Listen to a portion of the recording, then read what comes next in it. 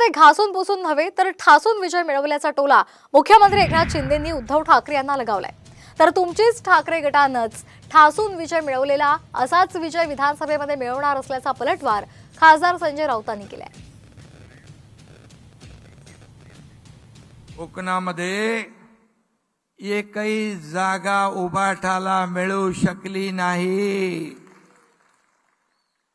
आणि म्हणून आपण हा विजय घासून पुसून नाही तर ठासून विजय मिळवलेला आहे। ठासून कोणत्या लढ्यात कोणत्या आंदोलनात तुम्ही होता शिवसेनेच्या मला सांगा। तुम्ही फक्त टेंडर आंदोलनामध्ये होता, तुम्ही ठेकेदारांसाठीच्या फायद्याच्या आंदोलनामध्ये होतात।